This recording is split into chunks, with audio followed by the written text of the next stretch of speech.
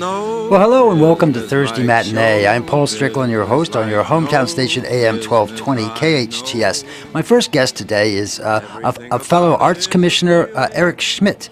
He happens to be the vice chair this year, and I'm the chair. And we had a meeting this morning, in fact, that we went to. So we'll chat a little bit about that because really the city's commitment to the arts is just incredibly good. So. Let's talk a little bit about, you were cooking sausage and things this morning. Well, I was right? using one of my highly trained gifts. That's why everyone should work at McDonald's when they're 16 years old. So when you become an adult, you can do these important social events. Exactly. Yeah. And we cooked both turkey and pork sausage. Yeah, and it was quite artistic.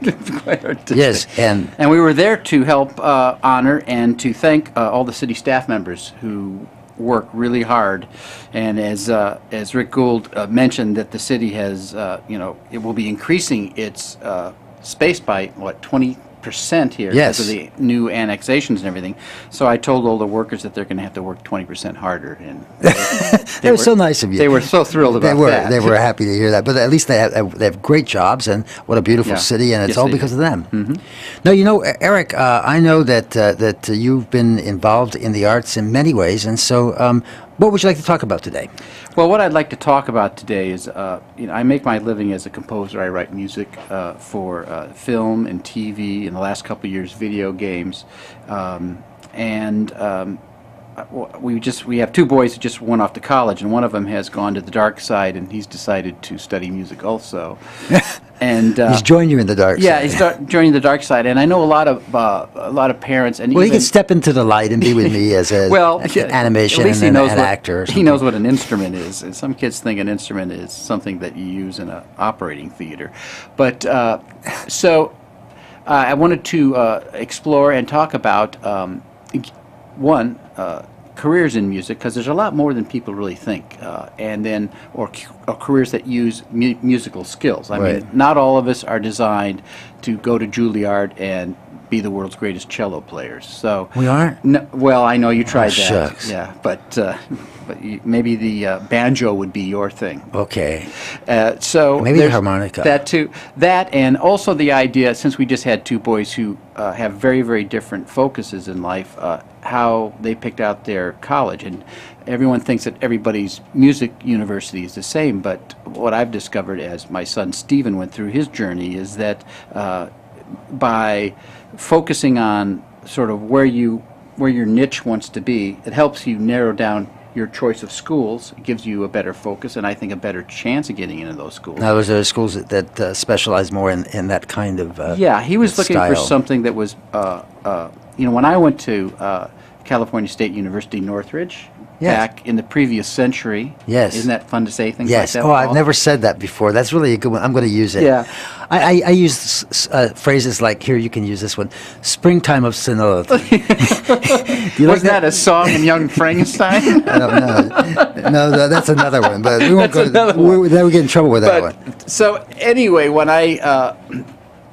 what was the question? I don't know, but it was a wonderful thing. You were talking about this phrase that you were saying, and we've lost that one. And we were your son was studying, and we were talking about picking out schools. Yes. So I went to Cal State Northridge and got a regular composition degree.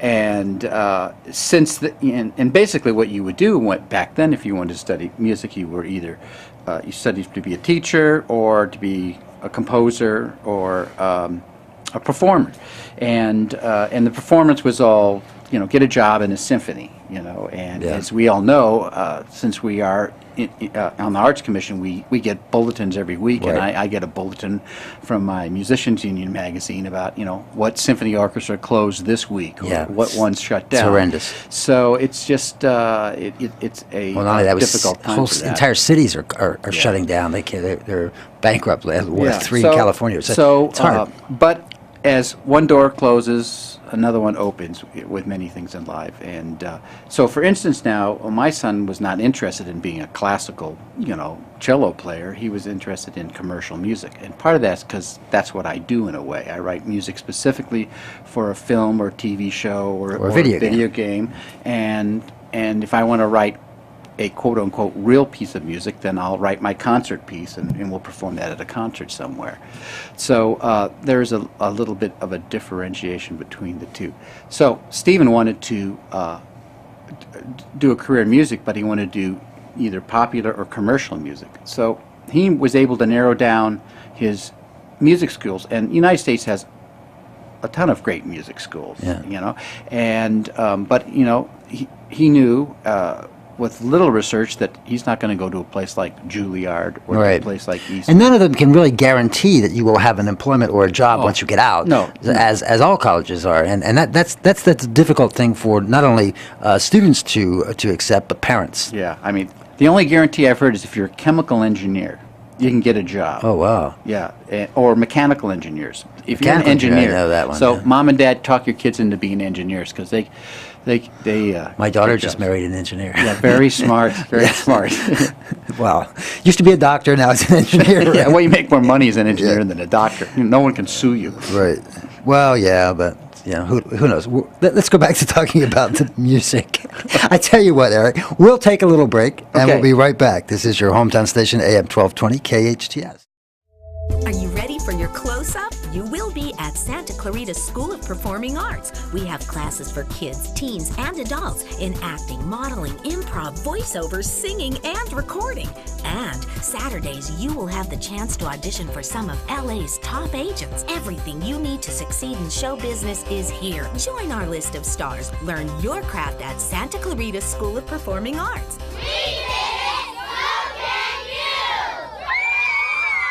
There's something you should know about me. I'm cold. I'm calculating. I get what I want. If you get in my way, I'll wreak havoc upon you. I can leave you weak, limp, twisted, confused. If you want to live to see tomorrow, you answer to me, and you answer quickly. I am a stroke. Learn to recognize a stroke and act quickly. Time lost is brain lost. Hi, I'm Phil Lantis, and you're watching SCV TV, local television for Santa Clarita. I think it breaks a little to the left. To the right. Nope, straight. I told you it was going right. Get up, get up, get up, and be a player. Get up, get up, get up. Get up, get up, get up, and be a player. Get up, get up, get up. Get up, get up, get up, and be a player. Get up and play an hour a day. For fun playtime ideas, go online. Just don't stay long.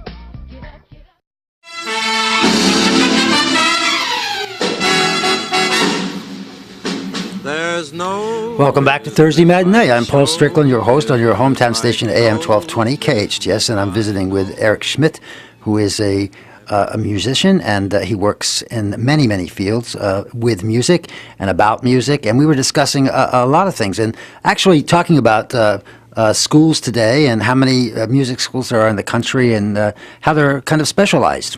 Yeah, as I was telling the story of my son and his journey, and I think it's valuable when the high school kids begin to find a focus earlier. I mean, it really helps them. A couple things. One, it is so darn competitive now. I mean, you have to have like a 5.0 average to go to Ping Pong University in North Dakota. I've been there. Yeah. Yeah. Well, I think that you were the valedictorian. I was definitely, yes. I was. Me and Forrest Gump. No, okay, go ahead. But the competition is so tough that it's important that when we're young and applying to the schools, we have to show real focus because the old days where you could just go into a school and not declare a major, I think they're over. There might be a few schools where you can go in, but you have to declare a major, and if it's something that is that a lot of people want to do, like go to Harvard Law School, it's as difficult to get into Cal State now as it is to get into a Harvard practically. I know that's a bit exaggerated, but I like to say it anyway. Yeah. So Stephen was able to focus in, like by the time he knew he was a junior in high school, he knew that, I really want to do the music thing, and I want to play in a band, work with great players. I want to play with great players. I want to produce records. He's writing a musical. He knew he wanted to do all this stuff. And so when it came to picking out a music school for him, we were able to, or he was able to narrow it down to 5 schools very easily, you know, and all over the place, you know, New York University, Miami, Belmont in Nashville, right. USC here, and then Azusa Pacific, which is right, you know, down the street. Right. And, you know, he was able to throw out of the mix really great music schools like Indiana or Michigan because they didn't have the niche he was going specifically for. the way he was going, the direction he was going. You know, let's talk a little bit about Stephen because he was on the show. He's extremely talented and he writes his music. In spite of his parentage, he's extremely talented. No, it's in the genes. Yeah. But, you know, I know you're wearing Levi's today. But anyway, so really, he's an extremely talented fellow. And he was with a friend of his, and they had worked together. And, his written best music pal from junior high, Christian Guerrero. Beautiful music. He, had been working on a musical that when they were seniors, they actually wrote and had performed at Valencia High School. They've continued to write and rework it because people don't understand musicals take a long time to gestate. There's a lot of going back and forth between the director and the writer and the music and then when you get into staging and character development.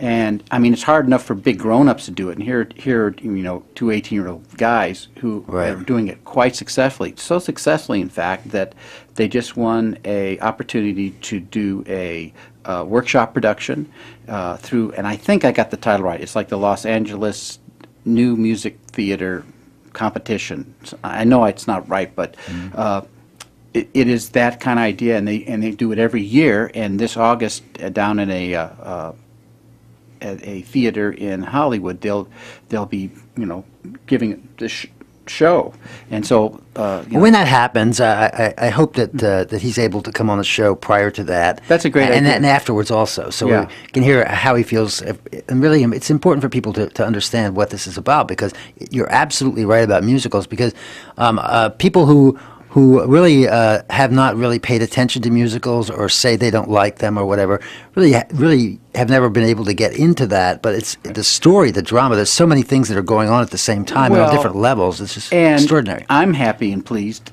because, I mean, just in the last couple of years, I mean, starting with American Idol, how it sort of raised the whole idea of you know, raise the bar of, you know, everyone thinks they can sing, and then, you know, we discovered, no, you can't. And then the competition, I mean, it shows the importance of music in our lives, too. Well, and then and how difficult it is and how skilled you have to be. I mean, when it gets down to the last 12 every year, it's like, how do you pick somebody? They're all great. And then the sad reality of it is, you know, who was the person who was in 3rd place 4 years ago? Right. I mean, nobody knows. And that person might be working, but it is a very, very, it's like being a professional basketball player. It is. You know, how many people get to do that? Not a lot. But in just the last couple of years, they've had, you know, Glee, which is sort of a, you know, crazy kind of version. I mean, there's not a high school choir in the world that really operates that way. Plus, everybody looks like they're 38. I don't know. You know, my daughter went to Hart High, and they have the best show choir there is. Yeah, no, so it's very similar. They're a juggernaut there. And then how we've had like The Voice, and then how this, you know, the new series Smash, which is about a musical being produced. I mean, and the guys who write, you know, Mark Shaman and his group of people who grew up with musical theater and understand it. And Mark Shaman's a brilliant, you know, he's also scored a lot of films. He's such a brilliant musician. So people see that, you know, and see what they have to go through to get something done, and it's a lot of hard work. And you know, sometimes the egos get in the way, and that's where all the fantastic drama comes in. Yeah. So I think there actually is a greater awareness of it, and then like I know, you know, all of us are just like salivating for the Les Mis movie to come out. Yeah. You know, when you have a stud like Hugh Jackman in it, I mean, holy mackerel! You know, and that guy can sing and dance. Truly can. Yeah. Yeah. That's really neat. You just think it's some superhero stud. So guy. no one's as a stunt guy. Yeah, you're right. I always wonder if Kevin Bacon's going to be in the background somewhere, you know, because he's like in every movie. Will you see him in Les Mis as a soldier or something? Of course. He has to be in there. You know, a cameo role. Yeah. Hey, I'm talking to Eric Schmidt, and then we'll be right back. This is your hometown station, AM 1220 KHTS. You chose the Santa Clarita Valley for quality of life, but you also need quality of health. In the last few years, Henry Mayo has dramatically advanced care for our maturing population, introducing life-saving cardiovascular services, achieving an advanced primary stroke center designation, receiving the highest cancer program accreditation, and developing new joint replacement and spine programs. In fact, Henry Mayo is now a Best Los Angeles Regional Hospital. Henry Mayo, helping ensure your quality of life through better quality of health.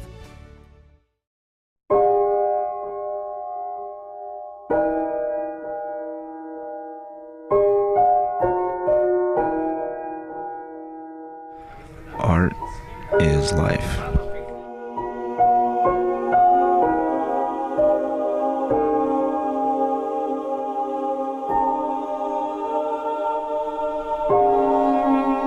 Art is love.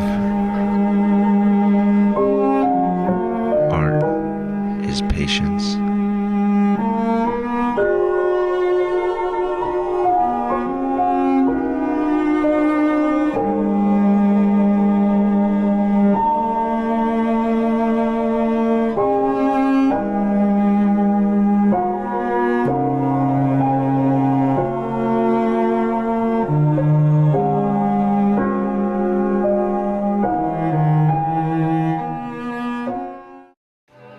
Hi, I'm Corey Peck, principal of West Creek Academy in Valencia, and you're watching SCV-TV, local television for Santa Clarita.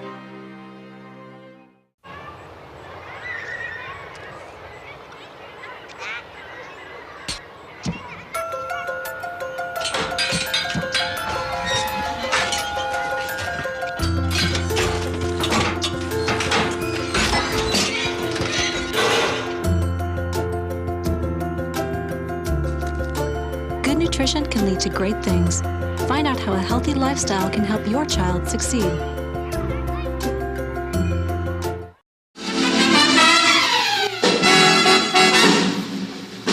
There's no... Well, hello there. You're listening to Thursday Matinee, and I'm Paul Strickland, your host on your hometown station, AM 1220 KHTS, and my guest is Eric Schmidt, and we've been talking about many things, and Eric, of course, is a musician, and he was telling us about that is also the choice of his son for a career, and what it will be like in the future and what it is like now. And you want to just carry on with our conversation about that?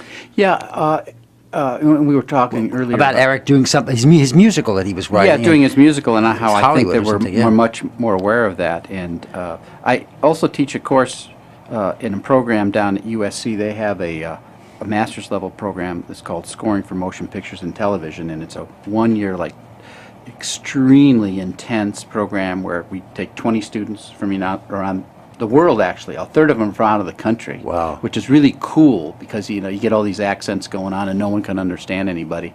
So, but anyway, only 20 students take this program. Music has the way of making it and they all want to write for TV and film, and I mean, this is the place to do it. And the exciting thing, why I feel sort of honored to be a part of the program, is that all the teachers who teach there are working professionals. So it's people who do it. When you say that, you have to tell us then about some of the things that you've worked on. Well, I've worked on Well, I know you a variety of things. I know you worked on Tiny Toons. I started with we that was where I together started there. Yeah, we didn't know that, but we did. You were in a cubicle. Setting out I was notes. head of production. Yeah, that's right. So, and so we tried to do things right so you don't get mad at us. So I started there orchestrating and then writing, and then they were doing so much product then. Yeah. It was a absolute factory. Yeah. I mean, as soon as you turn around with one episode, another one, and they had to do them fast because they were putting 65 of them. Yeah, and well, they ended up with over 65, didn't they? Like 100, and so music you can't do too fast. I mean, it just takes time to do it, just like anything. It takes time. So there were a batch of us who got a start on our careers there, and we were all sort of young, and that's why we were willing to work all night and hard. And Yeah. I heard the stories of some of the We did the same some of thing. the older guys. I mean, Yeah. the more mature composers, I should say, who were offered would do an episode, and they'd say, "This is too darn hard. I don't ever want to do this again. I spent 10 times as much and received 1/10 the pay." But us young Turks were all excited. Whippersnappers. Yeah, whippersnappers. That's a good term. So I started with Tiny Toons, and then I worked on a show called Tasmania, and then did some Animaniacs. And then I got my own series called Sylvester and Tweety Mysteries. And then I had some friends who were doing shows over at Disney, The Other Place, bum bum bum. And Well, so Warner's was the dark side. yeah, that's right.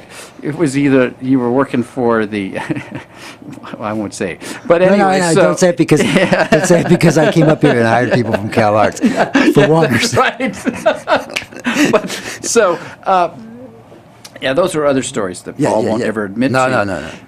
So then I went over there and worked on a batch of, and then I got a couple of my own series. I got the Hercules series and a really charming show I son really loves liked that. called Quack Pack, which was the three nephews and Donald, and I had a lot of fun working on that was a show. great show. And then I did some direct-to-video films for both of them, and then and a couple of my pals were doing a lot of sequel videos, and so I would ghost write, which means I would write extra music at the end because we always run out of time. There's never enough time, and it's going to be released on this date, so you have to have the recording done. So in post-production, you can mix all the elements together, and so it's a very, very time-focused business, and that's why some people don't survive, because they just aren't used to being disciplined. Eric, I want to embarrass you and talk about something that you should be very proud of, and that is the fact that on the Arts Commission that you have this wonderful plan that you've designed for an arts center here in Santa Clarita, an arts mall, as it were.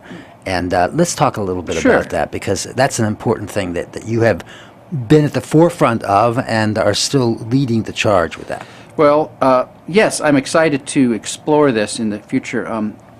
As we began our Arts Commission just a couple of years ago, when the five of us got together, none of us knew what we were doing, and I don't know if things have improved much.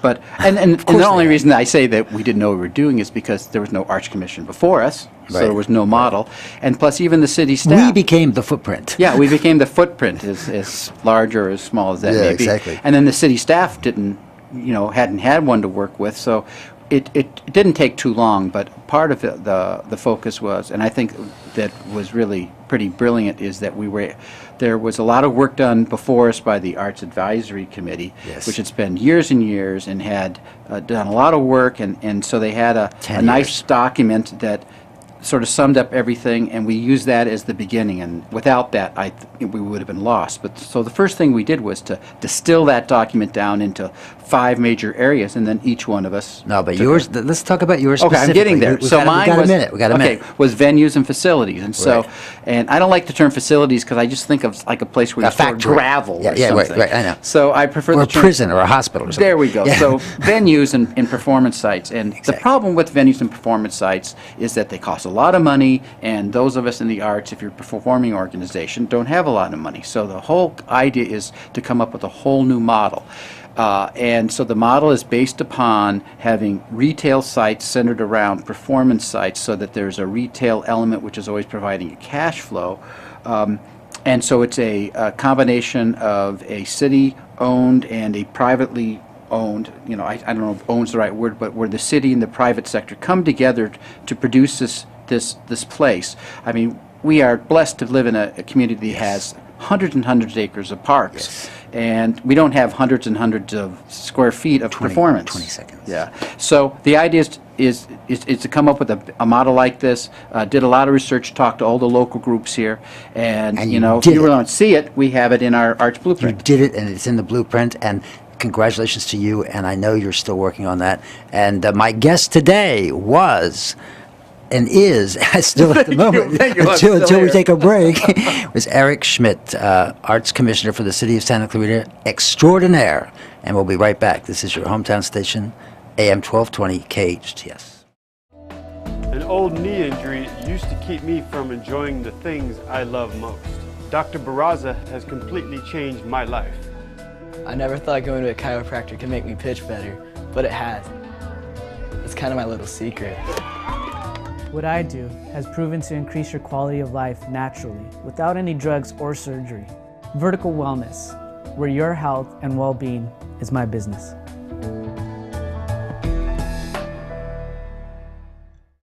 Let's get started!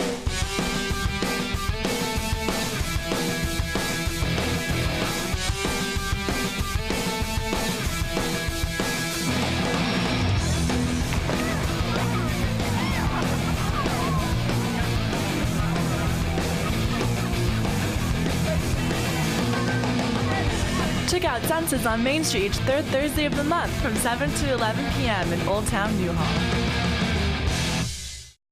Hello, I'm Captain Ed Colley. You're watching SCV TV, local television for Santa Clarita.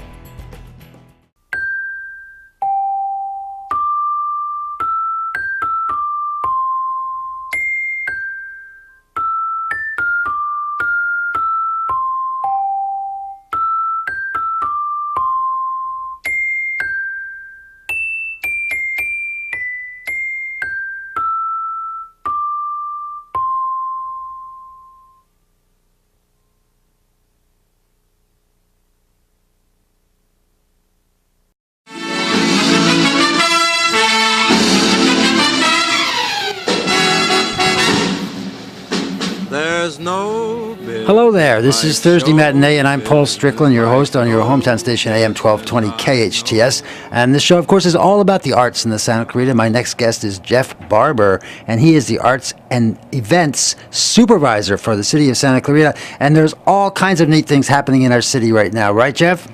There are all kinds of nice and wonderful, interesting art exhibits going on in the city right now. Yes.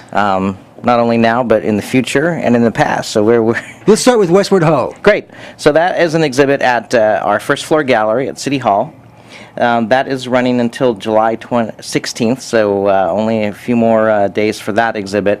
It's a Western art show. We put that on in conjunction with our Cowboy Festival. So it's been up for a few months. We try to have at all the exhibit spaces. So this gives people a reason to go to City Hall if they don't already have one. Definitely. Just to see the art exhibit. Yeah, and most of the art is for sale as well, so there's a chance for a purchase. Definitely. And then we have Common Spaces, art in public places. Right, our Common Spaces Art in Public Places series is all of the venues that the city has currently around town for exhibitions. So we have... And there are a lot more than most people think. Oh my gosh, yes. Yeah. We had only one venue at Westfield last year, and now we have a total of 4 venues. The beauty is a bridge. In and around the mall there, right. Yes, sir, yes. Correct. We just gained one more called Space 135, right down next to Pottery Barn. Town Center Drive. Yeah. So this exhibit here is Beauty as a Bridge, and that's in our Small Space Big Stories gallery. That's just above the carousel in the mall towards the Diggett store and the patios out there in that little hallway. It's a little convenient, kind of small little space, but it does lend itself well to a single artist, and Definitely. Currently we have Ted Dayton's photography in there, and it's a beautiful exhibit. And there's no place better actually for the audience that you get, people just passing by and seeing it, people that would never go to an exhibit perchance, but I mean this really, and they stop and they look and they really get a feeling for art that they would never have. Correct, and in addition, when we have receptions, it's open to the public, so anyone just walking by can stop and have a little drink and a piece of hors d'oeuvre or something and check out the art, and we do those periodically, so you never know what you might find when you're going through the mall these days.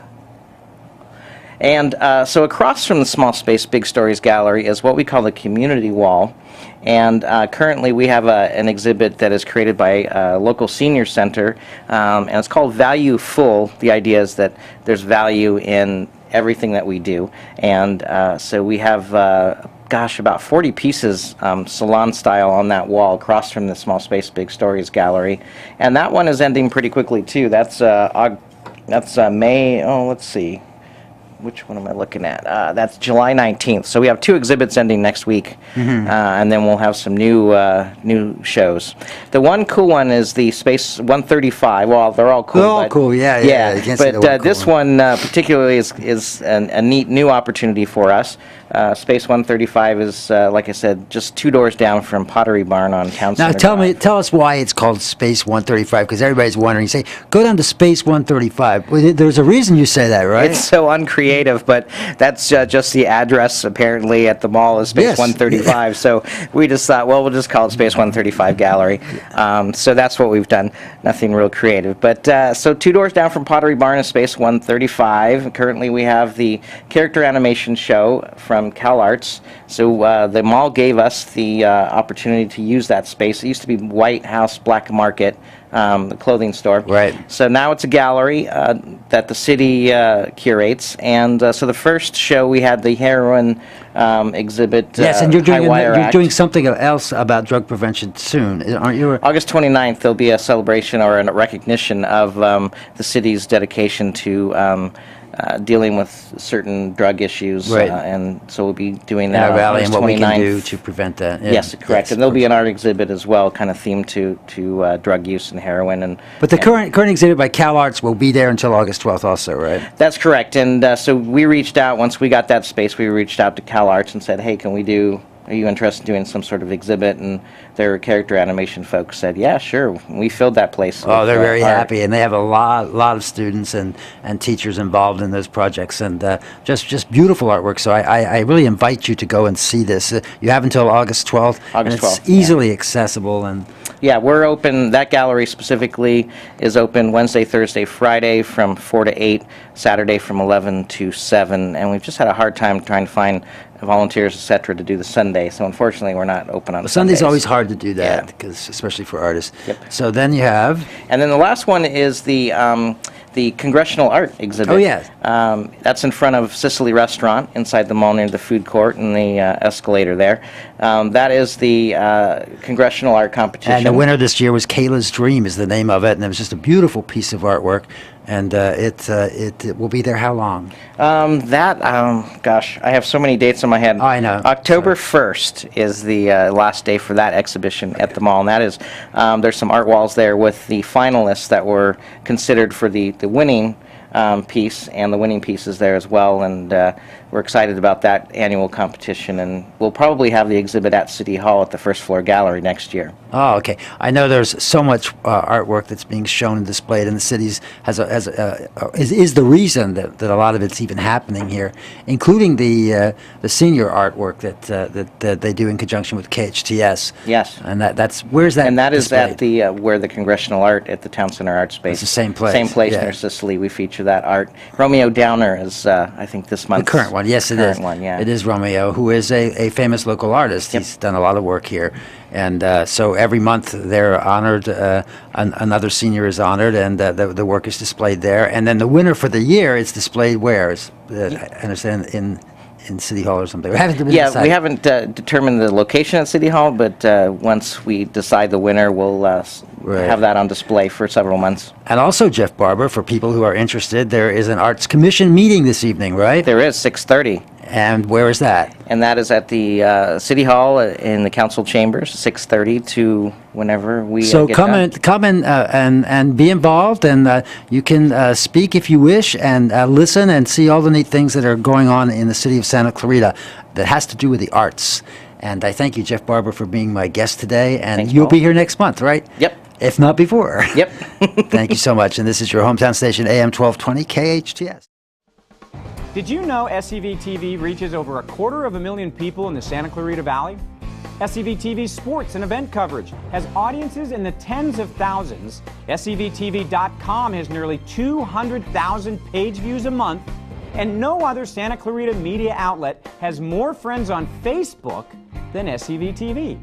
Can you imagine what it would mean to your business if your message reached all those people? If you need to generate more local business, or if you would like to uniquely position your company within the community, then consider SCV-TV in your marketing campaign. SCV-TV, the only local television for Santa Clarita.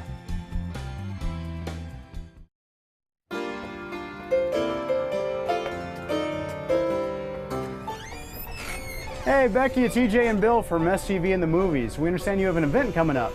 There sure is. We have Silence Under the Stars coming on August 11th here in Hart Park in Hart Hall. Sounds like fun. What happens? What happens is we have silent movies in the backyard with a barbecue dinner, a silent auction, and all kinds of fun things to look at and buy. Where do we get tickets? You get tickets through friendsofheartpark.org, or you can call 222-9542, and the mansion will help you. Fantastic. We'll see you at Silence Under the Stars. Thank you, and I sure will be there. Hi, I'm Paul Cass, and I am the advisor to a wonderful group at Placerita Junior High School known as KidFlix Video Production. And you are watching SCV-TV, local television for Santa Clarita.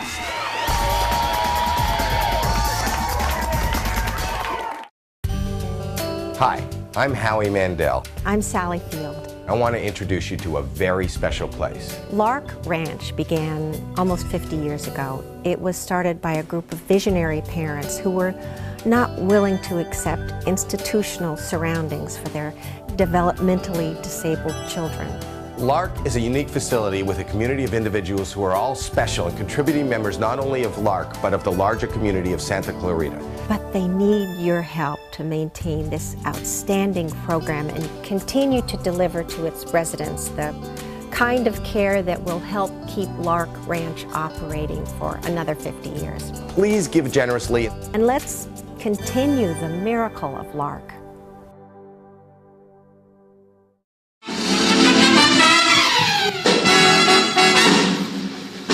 Well, there is no business like show business right here in the Santa Clarita Valley. My next guest is on Thursday Matinee on your hometown station AM 1220 KHTS is Virginia Stewart. Virginia Stewart, I met years ago, and she was involved in and actually writing, directing, producing, and doing everything with a children's opera. And you've done many of them since then, haven't you, Virginia? We have. We've done several. We have about 7 in rotation right now. And now, what do you mean by in rotation? I mean, in other words, they're playing somewhere. We are. We right now during the summer we've kind of taken a little break, but we do several productions a year and try to just kind of swap it out and keep it fresh, and we're adding new operas all the time. Actually, I have 2 operas that I'm almost done with. I'm so excited. Well, for people who really are not familiar with them, and even listeners who are, tell us a little bit about what they are and where we're going. Oh, sure, no problem. Well, the operas are all based on classical music. And I guess somebody who hears the word opera would think classical music anyway. And they get scared and run away. They do. They do. And that was actually why I wrote these, because it started as an opera appreciation class where the kids, I was trying to get them to understand and like classical music. And the kids really didn't know what classical music was, and they just kind of thought it was something that old people listened to. And partly it's true. Partly, but young people listen to it too. A lot of people listen to it. Well, they listen to it and they don't realize it. And that was what I was trying to tell the kids, is that it's in cartoons, and it's in movies, and it's in TV and commercials. I mean, you hear classical music everywhere because some of the best melodies are in classical music. And when I would start playing these melodies for the kids, they would say, "Oh yeah, I know that," and then all of a sudden they say they liked that song, but they didn't like classical music. It was really kind of an interesting thing. Well, so I would take these melodies that the kids knew and liked and put words to them, and we'd create these operas just kind of as a pastiche. Now, when you say kids, how old are kids?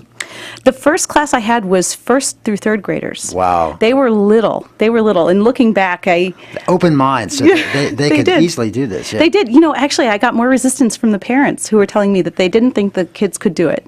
It's true. And the kids, they just assumed they could because I wasn't telling them they couldn't. And you took stories or early children's book, actually preschool books, some of them. Well, we took actually just known fairy tales. Like we started with the 3 pigs, and we didn't want to do the 3 pigs because we had 10 kids in the class, and the 3 pigs only has 4 characters, the 3 pigs and the wolf.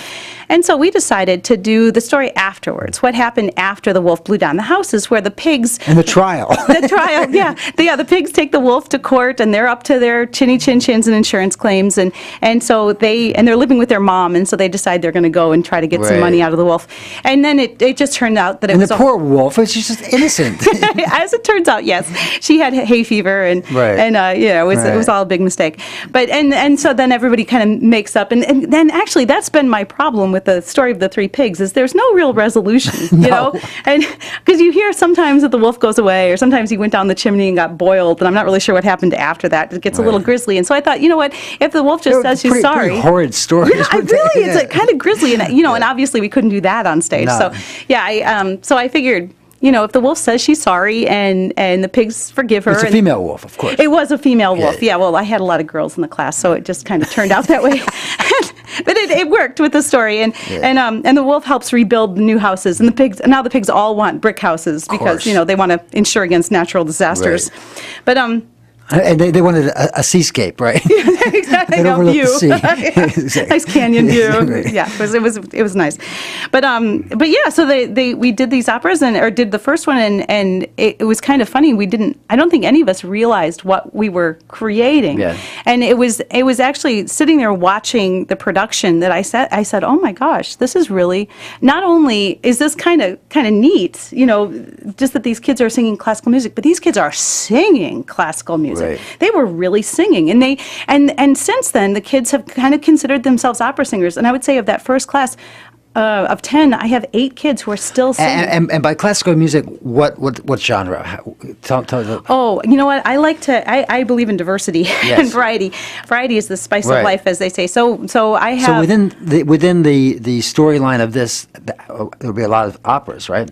Oh yeah, music. Oh yeah. No, I take little samples from all sorts of operas, and actually other classical music as well. I mean, the Baroque period, the Renaissance, Romantic period.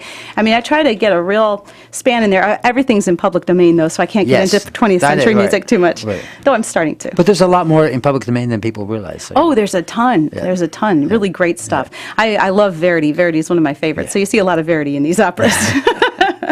Well, you have a beautiful voice, and you're quite talented yourself. So. Oh gosh, you're kind to say so. Well, no, I know it's true. So. So you did that one, and then that led to another one. That led to Red Riding Hood, and then the next one was The Emperor's New Clothes, and then The Kid Who Cried Wolf, and then Sleeping Beauty. And now I'm almost done with The Nightingale, which is, yes, I have 2 girls, Zoe, my daughter, and then another student named Adriana, and they're both high sopranos, and they keep saying, when are you going to write something for us? Well, so I told them I would write The Nightingale, and The Nightingale, I don't know if you know the story, but it's about an emperor who wants only the best things, and he hears that there's a nightingale that has the most beautiful song in the world, so he captures the nightingale. Wow. But the nightingale is angry and doesn't want to sing, and so he builds a mechanical nightingale to kind of show up the real one, and so they kind of have a sing-off. And I'm using the Papageno duet. Okay, you can use the 2 girls as a sing-off. Yeah, it's a lot of fun. Actually, we have the dueling sopranos in there, so it's fun. And so I'm almost done with that one, and I'm almost done with Cinderella. Wow, so, that's a lot of. There's a lot of people that can be in that one. A lot of people. Well, Sleeping Beauty was the one we did last, and we had a cast of about 44 in there. We had a ton of kids. It was beautiful though. So you already set the mark. Yeah, I don't know if we're gonna have that many, but yeah, it was a lot of fun having so many kids and really getting them singing. Now they are produced locally, and I know I was in one at COC. Yes, so, you were fantastic. Oh no, come on. They're in several places, right? Yes, we perform up here and we perform throughout Los Angeles. I really would like to do more up here though. Right. Just it's more central and easier for all of us. Well, we're so happy that you're able to do that, and you've done it at school sites, and you've done it other places too, right? Yeah.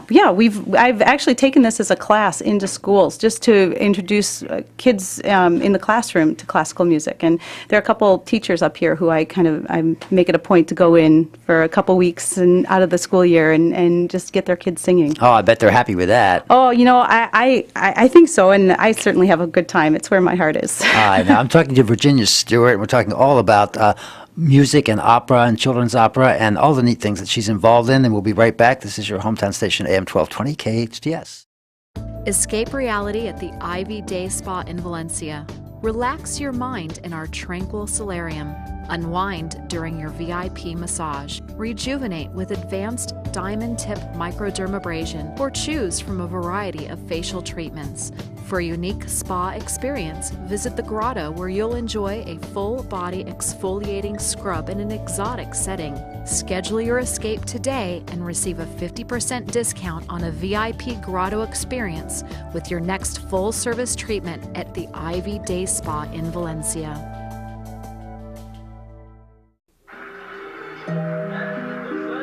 Passing gas in the presence of others is not only inappropriate, That is so foul. it can be deadly.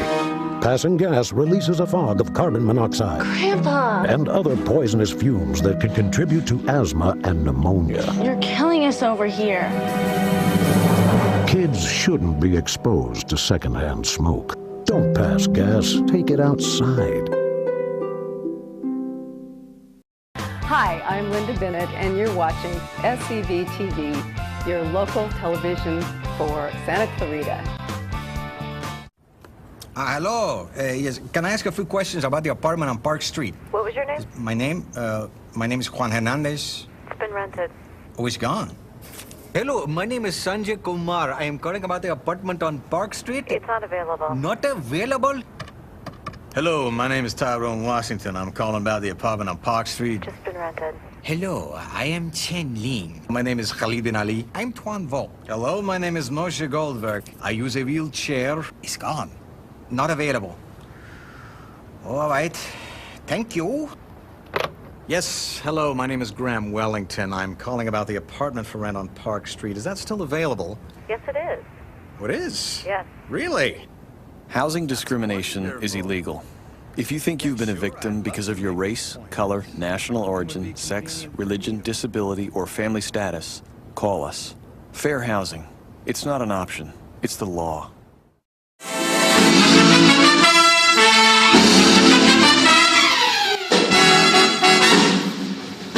There's no business. This is Thursday Matinee, and I'm Paul Strickland, your host on your hometown station, AM 1220 KHTS. I'm visiting with Virginia Stewart, who actually is a creator of a wonderful new genre of music and plays, and we're talking about kids opera, and we mentioned several of the operas that you have done and are going to do, and you're working on and almost completing Cinderella, right? That's right. Cinderella is the next big epic opera. Sleeping Beauty kind of took a turn where it was a little longer and it had a little more complex music. Because I thought, let's see how we can push the boundaries. By complex music, what do you mean? Well, that we got into more different melody lines, different people singing counterpoint against each other, and instead of everyone singing the same thing in harmony. Ah, okay. It's more challenging for the kids because they can't rely on what the person next to them singing. They have to kind of hold their own part, which is that's difficult to learn as an adult, let alone as a kid. It is, it's something, but it's something that musicians learn how to do, and so much of this is shaping young musicians, and the kids, their minds are open, like you say, their minds are open and they're ready to learn it, and so we bring it on, and it's really been interesting seeing the. How their abilities have increased.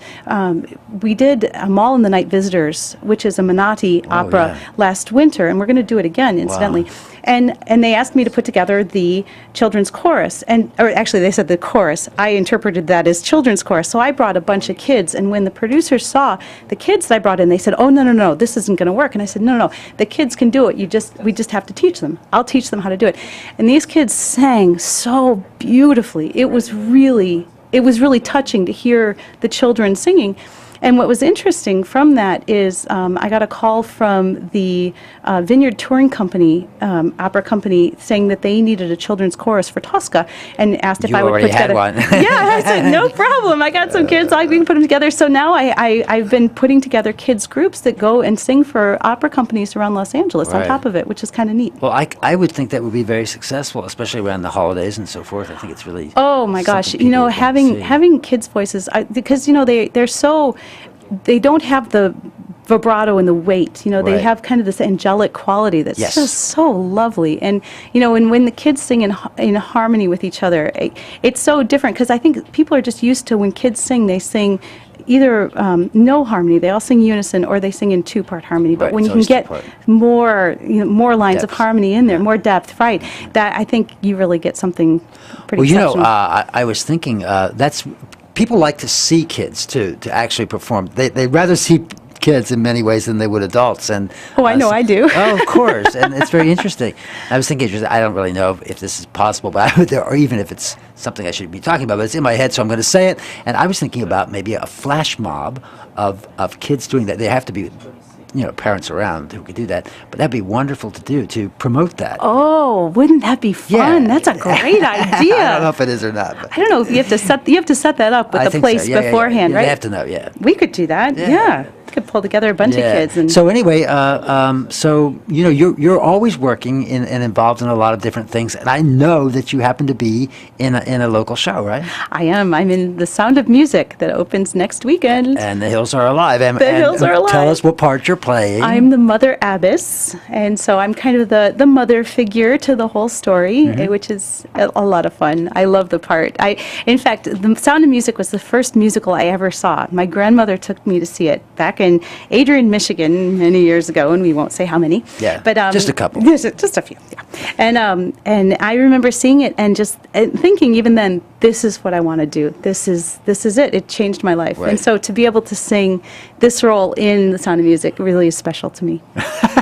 That's wonderful. Well, I wish you much success, and also it's with the Canyon Theater Guild, of course. It is the Canyon Theater Guild. We open next Saturday, and it's Saturday nights. But and it's Sunday not nights. at the Canyon Theater Guild. No. It's at the Performing Arts Center, which is at the College of the Canyons. Because this is not their usual theater work. It's what is it called now? Regional Theater. Yes, the Santa Clarita Regional Theater, and oh my goodness, the auditorium at the Performing Arts Center is so beautiful. Well, you sang there when you sang in the Three Piggy Bebopera. I did, and also in the Best Little Whorehouse in Texas. But we won't talk about that. But it was fun. It's a wonderful theater, a wonderful stage, and every seat is magnificent.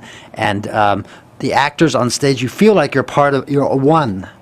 You do. Theater, it's a little intimidating because the theater is so large, but I just can't wait to get on that stage and sing. I'm excited. Well, yes, you don't rehearse there, right? No, we haven't rehearsed. We're going to be on there. We're going to be there next week. After in our what's called Tech Week, right? Where we kind of get the all about that. I'm in it right now.